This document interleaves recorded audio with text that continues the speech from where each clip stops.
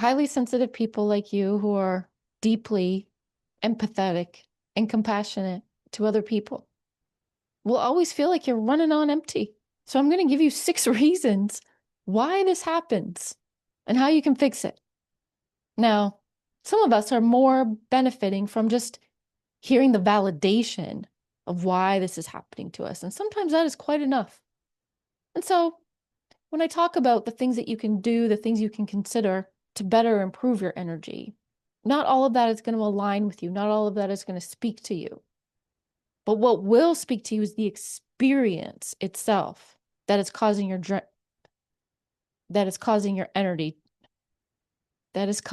energy to drain.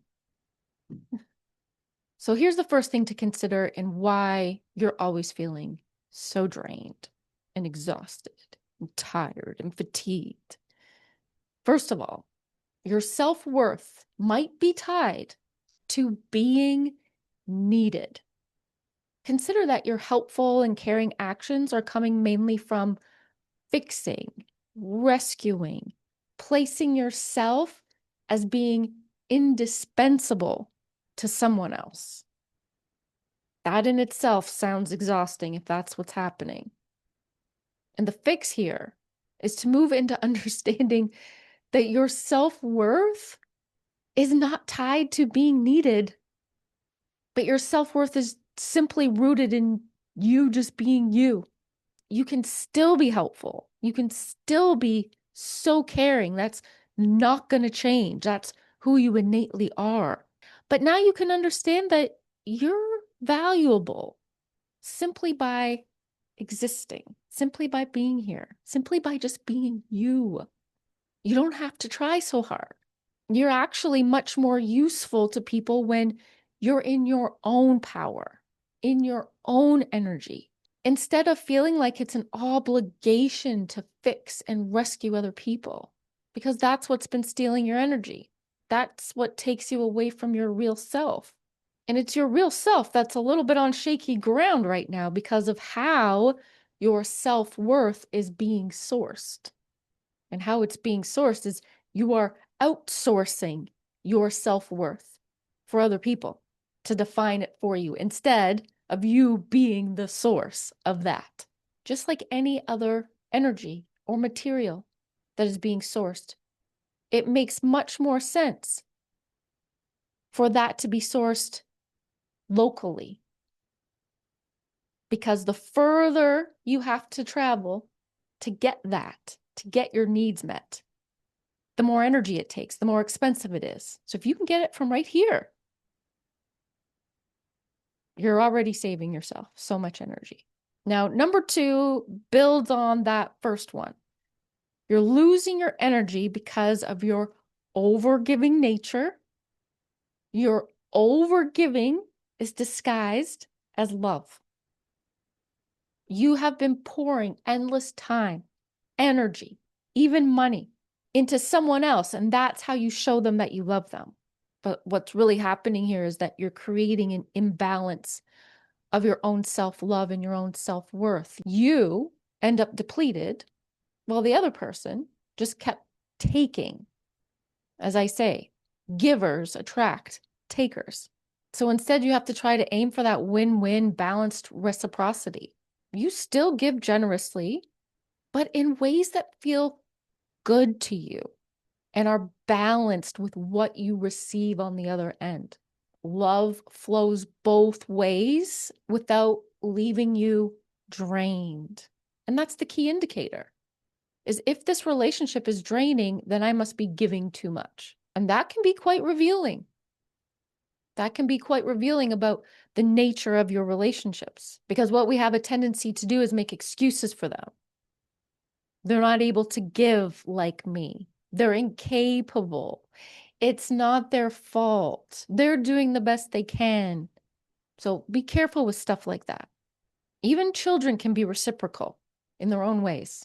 So number 3 is a pretty big one, and it's really important for you to recognize that this is a huge factor to why you're always drained. And that's because you have difficulty recognizing what your own needs are. You're very good at identifying what other people want, what other people need, but it's not as easy for you to identify what you want, what you need, or even if you did know how to communicate that or having the confidence that those needs are going to be met. And it's not so much that you can't communicate that to other people, but first and foremost to yourself so that you can be a provider of your own needs. We can't always rely on other people to do that for us. We could have a very good support system in place, but what do we do when they're not around and they're not available? Can we turn to ourselves? And you might be going as far as to say, well, I don't have any needs. So it's kind of normal to not have any needs. Isn't this just how everyone is? Everyone's supposed to take care of other people's needs. Isn't that how it works? But that's not how it works. Instead, what starts to become very clear is that you're doing something called self-abandonment. You're abandoning yourself for other people and hoping that other people will abandon themselves for you.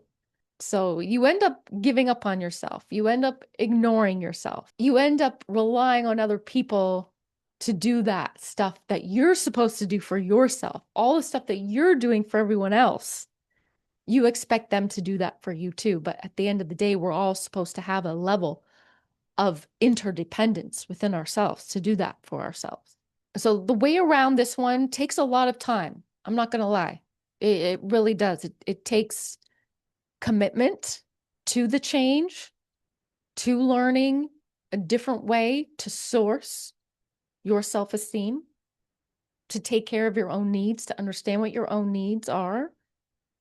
But this is also going to be one of the quickest ways to getting your energy back. This one involves a pretty deep level of your own self-awareness. You have to learn how to hone into and tune into and honor your own needs. And yes, this is going to feel very selfish. It's going to feel unnatural, which is why it takes time to adjust to this. It's not part of your normal setting. Your setting was always set to other people's needs. Now you have to turn it over to yours. And it's like there's this blank space. You might think it means getting your hair done or going to get a manicure or buying yourself new clothes. And sure, like those things are great, okay? But you got to get past the surface level of your own self-care.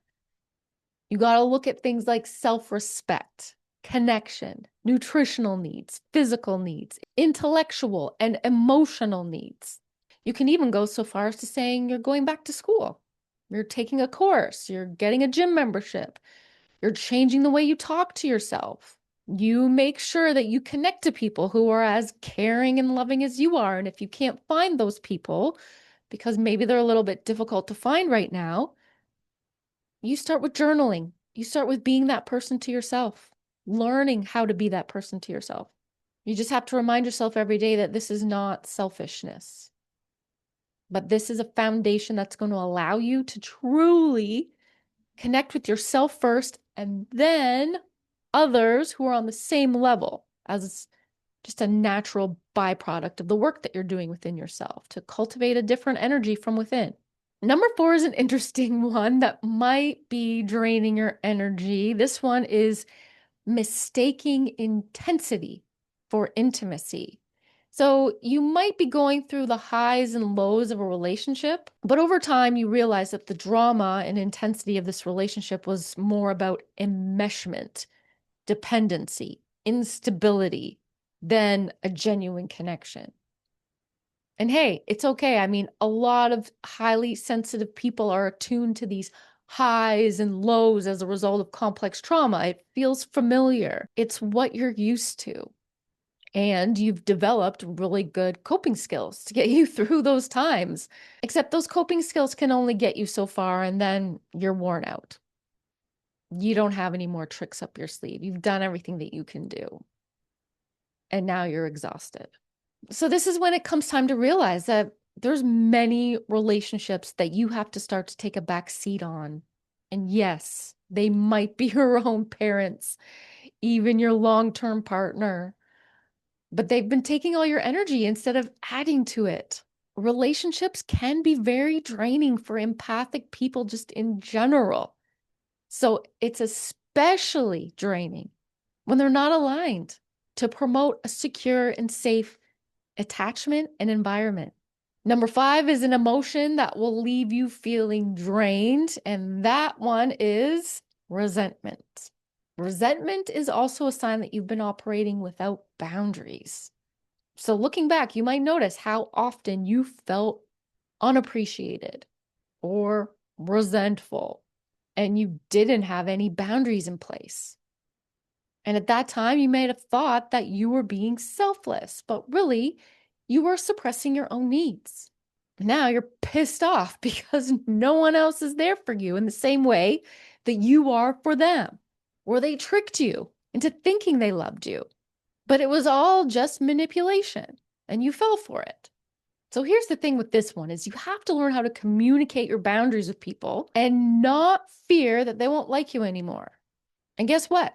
If they don't like you now because you're saying no, because you're setting limits for yourself, well, then they've done you a favor now, haven't they? Either they choose to come around or they don't. And if they don't, you don't have to be resentful anymore. Now you have your answer. Why these people were in your life to begin with. Boundaries don't have to feel scary. They're actually a bridge to respect. So if you don't have that bridge in place, it makes sense why you constantly feel disrespected and why your energy is constantly being drained. And the last one that might be draining your energy is a fear of abandonment. Like you've been running towards something that might not be for you while running away from yourself. You can imagine how energy draining that is. How many of your choices were driven by this fear? How many of us stay in relationships because we'd rather the devil we know than the one we fear, being alone? But if you can come to appreciate that being alone might be the exact place where you find inner peace, then it's all worthwhile. Then you've won. Then you've reclaimed your energy again. What this comes down to is learning how to develop a secure attachment with yourself. Building that inner trust that you can handle rejection. And anyone that does end up rejecting you is once again doing you a favor so you can reclaim your own energy. Having someone accept you, love you, choose you isn't a need. It's something based on survival and fear that you're not good enough. So what is a need is that you accept yourself, you love yourself, you choose yourself every day. The fear of someone else abandoning you no longer becomes the focus. Return the focus back to loving yourself, and you'll start to fill up that cup once again.